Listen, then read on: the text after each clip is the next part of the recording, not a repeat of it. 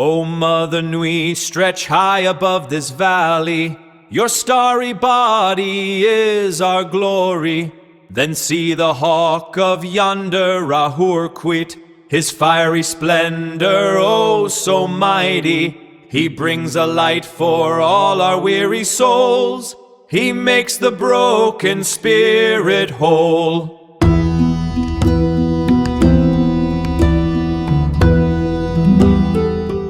Welcome to a new deep dive.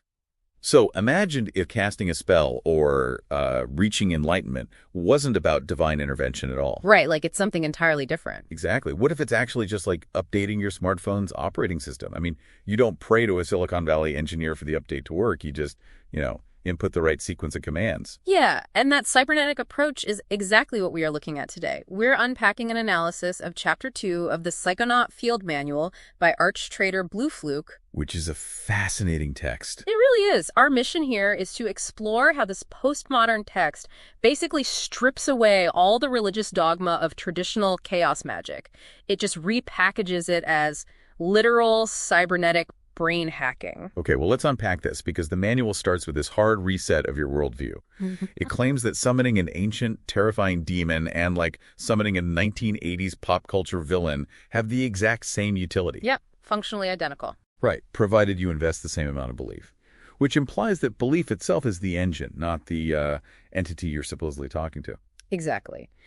The manual treats belief purely as a mechanical tool. It's like a psychological wrench, basically. Right. All these elaborate robes, ancient chanting, incense. The theatrical stuff. Yeah, exactly, the theater. They're just placebos meant to bypass your critical mind's skepticism. The actual goal is achieving a state called gnosis, which just means reallocating your mental processing power away from sensory input and into one single point of focus. And the methods to get to that focus point are, well, they're hyper-modern, like using foreign language ASMR videos to induce a trance. Oh, the ASMR hack is brilliant. It is, because your brain can't parse the vocabulary, so the narrative, critical part of your mind just sort of gives up and shuts down. But the phonetic rhythm still physically triggers a relaxation response in your neurochemistry. Right. The physiological mechanism is the key there. Another method the manual suggests is lying in bed and tapping your fingers rhythmically, like playing a piano. Yeah, so you intentionally give your motor cortex a repetitive physical task while your consciousness slips into sleep.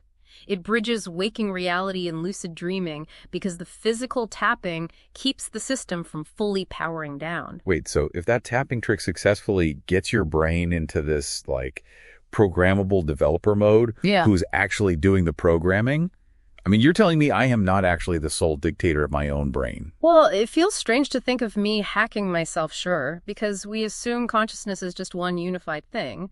But the manual relies on a tripartite model to explain this architecture of the self. Okay, break that down for me. So it divides consciousness into three distinct processors. First, there's the self-conscious, which is the narrative that is speaking right now. Right, the ego, basically. Exactly. Then there's the superconscious, your abstract problem solver that communicates only in symbols and patterns. And finally, the subconscious, the primal survival engine that speaks purely in raw physical sensations and chemicals. Wait, so you're saying if traditional occultists talk about contacting spirits, they are actually just writing partitioned software for these different processors in our wetware? That is exactly what they are doing. But how do you actually write code for a subconscious that only speaks in chemicals? By translating your intent into the language that specific processor understands. So if you want to install what occultists call an angel, you feed complex mathematical symbols into that logic-driven superconscious. Oh, I see. But if you're dealing with a demon, you don't use logic at all. You tie an intent to raw emotional or survival drives to install it directly onto the subconscious. They aren't inherently good or evil entities. They're just programs limited by the biological hardware they run on. Precisely. But running multiple independent programs on your background hardware seems like a massive strain on your processing power. Wouldn't that cause psychological damage? It definitely strains the system, which is why we naturally have to look at defensive architectures. Right, and that's where I assume the manual's astral doppelganger comes in. I read it like strapping a GoPro to a remote drone and flying that into a dangerous area to make sure your actual mind doesn't take damage during high-stress operations. That drone analogy works really well on a surface level. The manual clarifies you aren't actually sending anything out of your body, though. You're constructing a heavily insulated virtual environment inside your own mind. Like running a simulation. Exactly. To run high-stress simulations safely, it acts as a bleed of armor. But even with that insulation, hacking those neural circuits causes serious bugs, which the text calls third-eye artifacting. Oh yeah, where the filters that normally block out background noise just get jammed open. Yeah. So you end up with literal system glitches in your vision, like seeing floating geometric shapes or shadows overlaying your reality. Yes, widening those sensory filters causes severe visual glitches. Fixing a terrifying bug like that sounds awful. How do you troubleshoot that? The manual's troubleshooting protocol is actually incredibly blunt. You just drink alcohol. Really, just grab a beer. Yeah, because alcohol is a central nervous system depressant.